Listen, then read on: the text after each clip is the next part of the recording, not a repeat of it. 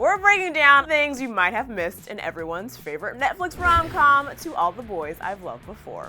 We could not be more obsessed with this movie, and even we missed a few of these Easter eggs. Thanks to a few eagle-eyed stans of To All the Boys, we just found out that there are tons of super fun details that we missed out on during our first, second, and even third watch of the film.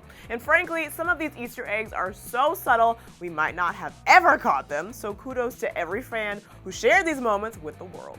Starting with the reveal that Lara Jean is totally a styler. That's right, in a blink and you'll miss it moment while Lara Jean is cleaning her room, Harry Styles' album can be seen leaning on a bit of furniture in the corner. One fan managed to catch the detail and shared a screenshot on Twitter. We have no idea how the fan noticed it, but she deserves backstage passes to Harry's next show or something because that was an insane catch. Another fun detail fans pointed out was that there is at least 2 versions of Lara Jean and Noah's fake dating contract. Even though Lara Jean is the only one writing out the contract, another version of the contract is later shown. This might have been a simple continuity issue, but we also wouldn't be surprised if Lara Jean decided to make a handwritten copy of the contract. It just seems like the kind of precaution she'd take, you know?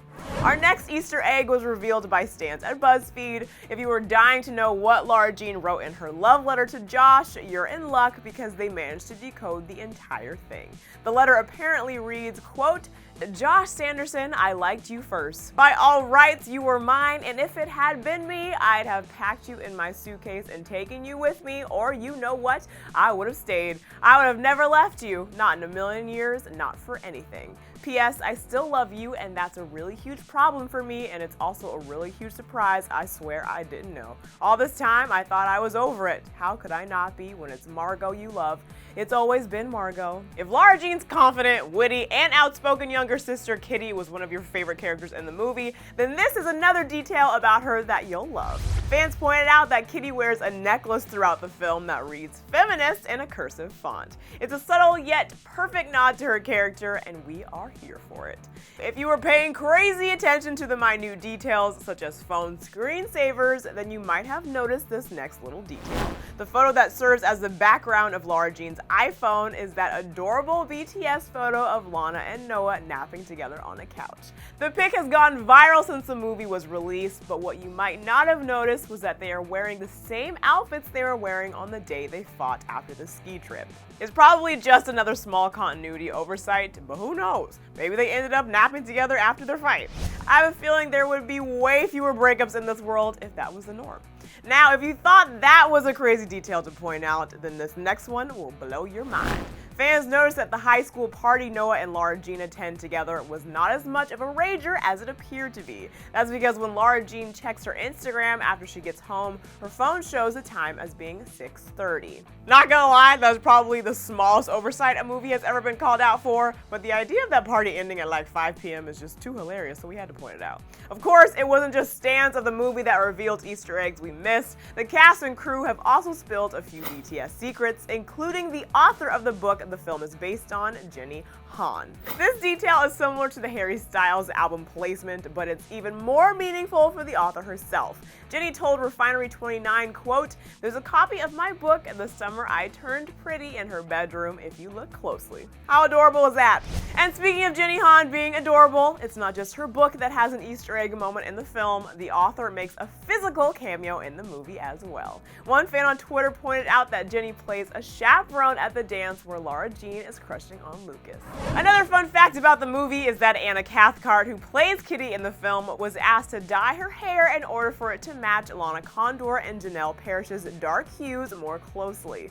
Anna has naturally reddish hair, and when producers asked her mom if she'd be willing to dye it, she actually said no. Lana Condor explained of the situation, saying, quote, "Anna has amazing hair. She's a natural redhead. When we were casting, they asked her mom, would you mind dyeing it so it could fit in better with Janelle's and mine? Her mom was like, no, you don't come across that hair often. She has orange hair and it's beautiful and special. I'm so happy she said no."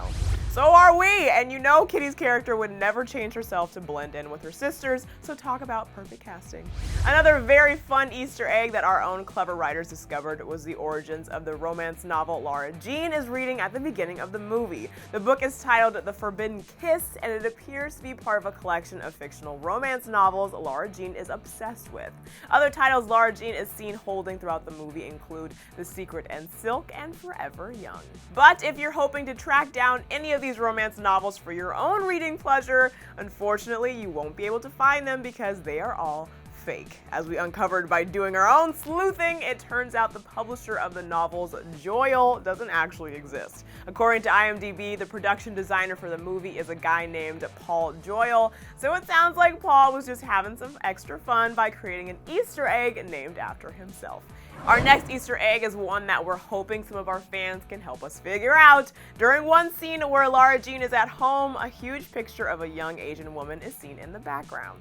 No cast or crew members have revealed who the photo is of, but our best guesses are that it's either some kind of nod to Lara Jean's mom, or that it's a younger picture of actress Lana Collins. You guys can tell us who's pictured in the photo, let us know in the comments, and you will have our undying love and respect.